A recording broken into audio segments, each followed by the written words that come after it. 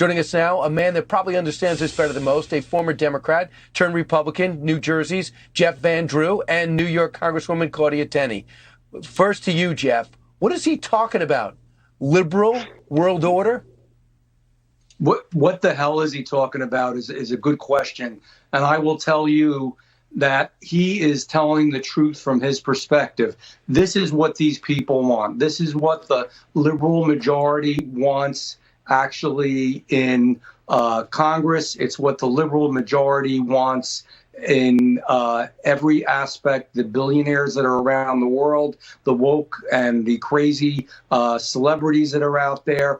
What do they want to do real quick? They want to make sure that we don't have a supply chain. They want to make sure we don't have real law and order. They want to make sure that our borders are open and that we're just letting everybody come in. They want to make sure that anybody, anytime, everywhere can vote if they want to. They're trying to change America into the part of the global new world and this global order.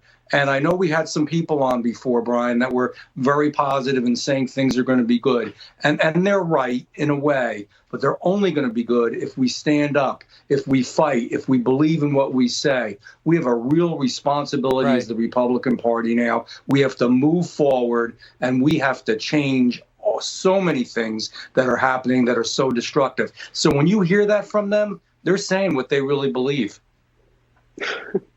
Which is sad. It's not in our interest. Claudia Tenney, I want you to hear this soundbite, and I think it'll tell you a lot, because this is a so-called moderate Democrat, even though she votes with Joe Biden all the time, who's desperate to hold on to her seat. Listen.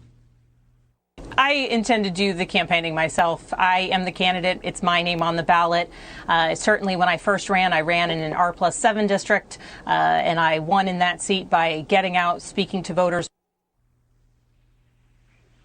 So she was asked, do you want Joe Biden to come campaign for you? After all, you're in Virginia. It's a short ride. Just grab the beast, go in there, and he'll have some fun, raise some money. She says, no, thanks.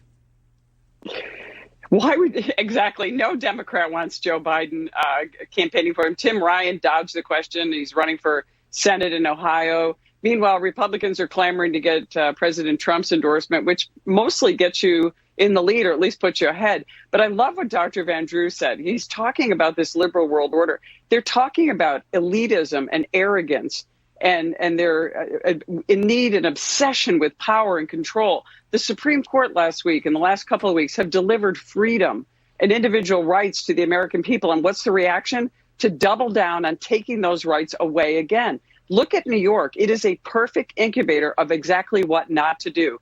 Kathy Hochul is literally the embodiment of power, control, obsessive power, and abusive power.